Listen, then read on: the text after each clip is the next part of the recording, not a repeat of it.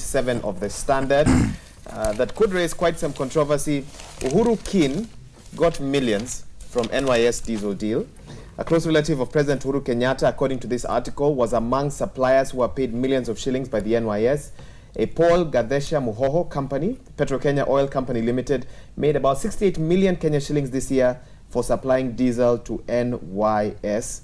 And they've even given a link there. Mr. Gadesha is Mangina Kenyatta, the president's mother's younger brother, and he's a father to a former Kiambu legislator as well. Now, some would say there's nothing to suggest, and they've actually put this at the top of the article, that there is nothing to suggest that the payments were improper. But one would also say that when it comes to matters NYS right now, anything involving the NYS raises questions almost immediately. Honorable Wanga, I can give you a chance to give us your thoughts on just some of the stories in the paper this morning. I think, thank you, Wega. You know, this is how complex corruption becomes, and how it's multifaceted, it is complex, and we're going to have to see a very, very resolute president to be able to deal with this matter, and to say, if the payments were improper, whether you're my brother, whether you're my sister, whether you're my son or daughter, the law will have to take its course. And this is what we want to see happening. And the Ngiritas and that story of the investigator, Muya, I think this just shows that this war against corruption is not going to be simple. It's not going to be easy. It's not a walk in the park. And if the president was resolute 70%, he has to take it to 120%. We have to really, really push this, Wahiga. So what I'd like to say is, if the story is true, you know, and it comes out that Petro-Kenya had shoddy dealings with NYS, then all our eyes will be on the president to see that he allows the DPP, DCI, and his own kin to go through this process of the fight without us seeing like there are some sacred cows, because there have been stories coming up that there are some sacred cows in this war against corruption. Were you concerned yesterday, for example, on the Public Accounts Committee, I think for the second time round, tried to get audience with CS Cicely Karaoke, CS Margaret Kobia, and once again they sent apologies. I don't know whether one is out of the country, etc. Does that paint a good picture? Well, what I want to hope is that the reason they did not appear is a genuine reason. I hope they are not playing cat and mouse with Public Accounts Committee. I know they know. I mean, they are all seasoned public servants, both Cicely Karaoke and Margaret Kobia. They are seasoned public servants. They know the constitutional power that the committees of parliament have, the quasi-judicial powers that they have to actually invite them and even summon them ultimately if they do not appear on invitation. So I'm sure they are aware, and I want to hope that the reason they did not appear is because they're truly out of the country for unavoidable, you know, circumstances, and that they will appear at their next available moment to shed light. And the reason you're invited to committees of parliament is not because you are indicted in one way or the other. It's for you to shed light to Kenyans on these matters. The committee wants to hear your side of the story. So I do hope that they will find time as soon as possible to appear, so they're not seen as if there's something that they are hiding. These are you know, women leaders whom we respect, and we don't want to, you know, we don't want them to go down the drain simply because they played cat and mouse with committees of parliament. Joy, you want to come in? Yes, when I look at the story that you mentioned about the NYS deal, it goes to what I was speaking about earlier. When you look at the names that I mentioned, you see the correlation. They tell you that this is Flani's brother, who is Flani's mother, who is Flani's. And this entire process is what makes this complex. Because there are times when you really want to see action happening, but when you look at the names that are appearing, you start to despair, because you imagine, would somebody really be able to put the axe to the grind when it comes to somebody who's such a close relative? But the other curious thing is that the person who said to have approved this deal is Ben Gedhi, who himself is facing NYS 1 with Kafura. So the person who brokered, or rather approved that deal, is himself accused of corruption. This year. Yes. Yeah. So there is clarification that yes, these ones are not yet being accused of any wrongdoing, but at the same time, you can see that the people who are in the equation are mired in this. Why am I making this entire quagmire of a statement? It's just to point out what we are seeing in NYS is not unique in NYS. If we take the light and shine a torch in most of these corporates, parastatals and other institutions where we are channeling a lot of Kenyans' money, we will still find NYS-like problems. This problem is very fibrous. The roots are very fibrous. So it needs a very determined approach. One of the things we need to do, for example, is very strict no conflict of interest policies, where if you're in office, then, you know, like when you're trying to apply, like I'm in the NGO sector, if you're trying to apply for a job in one of these institutions, they'll ask you, do you have a relative here? There are some of those places where if the answer is yes, end of interview. Yeah, it's just to ensure that we keep the pool clean. Kenya needs a self-cleaning mechanism where we expel things that are not good for us. This is something that's not good for us. Doing business with people who are the ones in charge of is not a good practice. Even when corruption is not involved, it is simply not a good practice. Let us just establish systems where those in business do business, those in government do government, those in police investigators do police investigation and take money from SACCOs and not from private individuals, so that we keep our lanes clean, because this mire is what makes fighting corruption difficult. The personal relationships interfere with what would have been a professional job. But having said that, one other thing that I want to see, the office of the DPP is actually a very powerful office, but there is one thing that we would do to it to help it become better. If the office of the DPP was empowered to become part of DCI in some of these cases, such that the prosecutor is also leading the investigations, because the prosecutor knows what he's looking for to be able to present the case. So rather than the investigators doing the work and taking what they have to the DPP, let the prosecutor be in charge of that investigation. But isn't there a concern that, that the investigator could bias the prosecutor even before? No, because those two are playing on the same team. And the problem is that what we have seen in Kenya is that when you have shoddy investigations, it doesn't matter how hard the DPP works, the case is going to fail. But if the DPP is in charge of the investigations, like in such a case, if he has two of his prosecutors as part of that, they're the lead team, as in the investigation results are coming to them. And they decide, you know what, this is good enough, we can work with this, rather than waiting for it to be at the tail end. In my opinion, it should help the DPP to carry out the mandate even stronger. Look at other jurisdictions. In some of these cases where it's critical to this level, you don't just leave it to the police investigating officers and the DCI teams to do it. The prosecutor actually comes out of the chambers to become part, because he knows what he's looking for, to be able to prove the ingredients of the crime. So that's one of the things maybe Parliament ought to look at, to empower the DPP in cases of corruption especially, for the investigation team to be led by the prosecutors and not by just the DCI. That actually is a very interesting point. Honorable Home, as you come in, 2 weeks ago I think we were on this same table and you raised concerns about the framing of the NYS case and the use of pictures of female suspects. Do you feel, okay, Joy has come in quite strongly.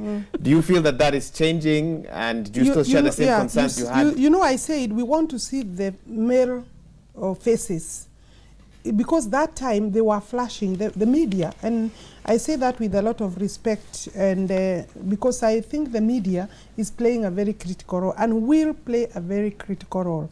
But you see, what we were now seeing that time were faces of, you know, ordinary women. Some of them could have done good business. Even when you saw the pictures in court, there was a tendency to just bring a line face of women, so that the corruption face was that of women. And you see, and I said, for these women to reach where they were, some of them were being used as conduits.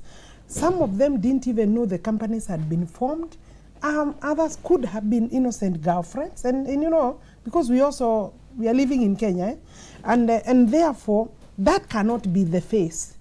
The face is the people sitting behind and colluding and facilitating government money to be paid to accounts of people who have not worked, those accounts being theirs. And by the way, that is the next level that the government has got to deal with. Very many officers within the government are doing internal trading. You are an officer, but you are the one trading. Instead of giving the work outside to Kenyans, competitive bidding, you may have a company with your brothers or whoever, but if you are going to sit there and give that company work because you are the procurement officer, then we are lost and we are not going to get to the bottom, because it is at that stage I will inflate, because I'm the procurement officer, I will inflate the costings so that money will keep on getting lost. And it will be one company doing 10 tenders through and through. And then, of course, then I'll rush payment, and maybe even if I'm supplying maybe 10,000 wheelbarrows for the NYS, then I'll be allowed to supply 1,000. You see the case of where we were saying CG blankets were costing how much? It's because maybe I was supposed to supply 100,000 pieces, but in this collusion, then I supply only 10,000 out of, so that the cost of then the 10,000 and 100,000, you can see the problem. So now I'm glad that I'm seeing this, we are now starting to see, but by the way, you haven't seen anything. You talked about a story which is linking the, maybe a relative or, a relative of the president. The president has started this war. And I'm sure he's not naive. He knows people trade. And let's be fair, even the media, the public should be fair, because he has a big family also. They are entitled in their own right to do business with the government. But I think it is wrong for any of those people, including any other relatives, like I have said, you are a procurement officer and it's your family trading. I think it is the same thing. They must do business and compete at the same level with all other Kenyans. I guess it gets a bit more complex when you have a link to it. It will be complex if they are involved then in corruption dealings, because obviously people will deal with them with a bit of there will be some glove or some issue in terms of to what extent, how safe am I to prosecute and proceed with this name of such an individual. Such an individual. And therefore the complexity we started with and talked about. But I think the president here has sworn to protect the constitution, the country. This is his war. And I believe he's genuine about it. And it is not possible that the president will sit down with some relatives somewhere and decide that you go and do some funny business in this and this organization. So they are doing these things at their own, so they have to also carry their own cross. I believe he will reach a point where it could also be political. You know, they forget about family. Political friends and allies are even the bigger problem. Forget about these relative issues.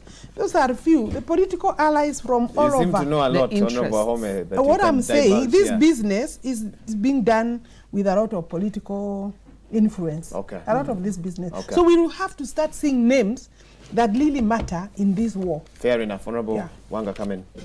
Yeah, I think just as I'd said earlier, and what Honorable Wahome has said, that people are going to now be fearing and handling these issues with gloves. And this is where I personally said, if that happens, then the war will be lost. Forever. So this is really the test.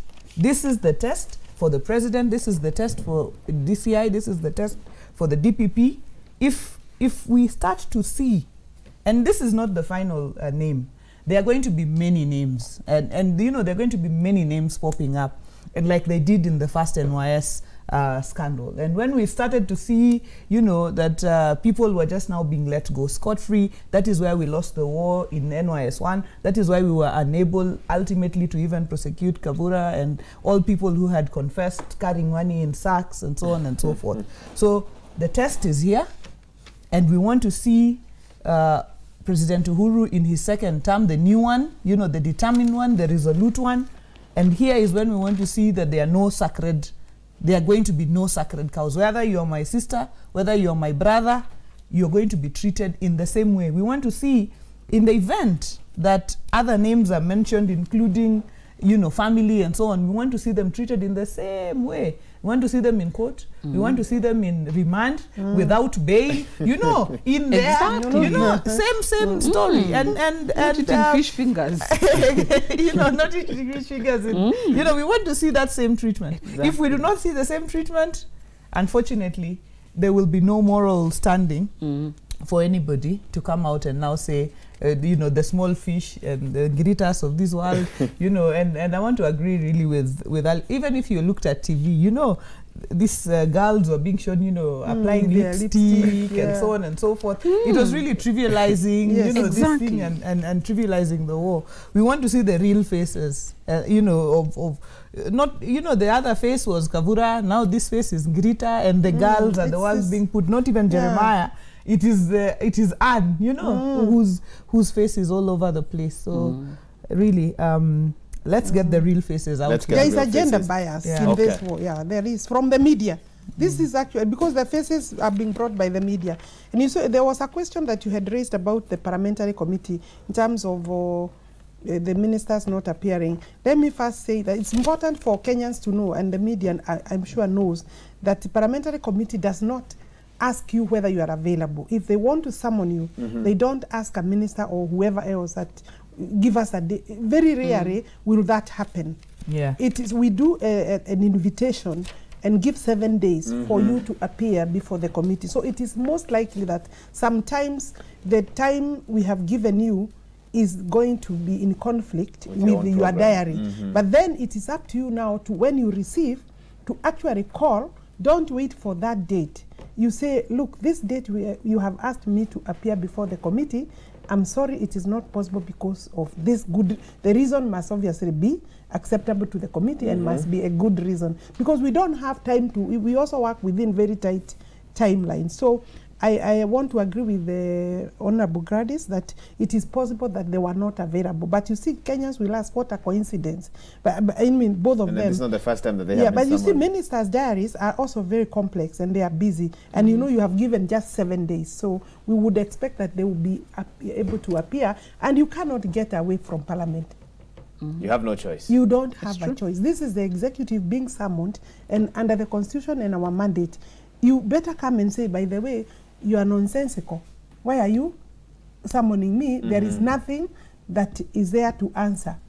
Of course, you have to be very careful when you are dealing with Parliament, because obviously it's a political platform also, but that they are executing their mandate under the Constitution to oversight.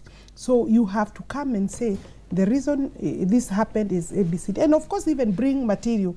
And you can even can ask for as much time as you need within reasonable parameters. Yes.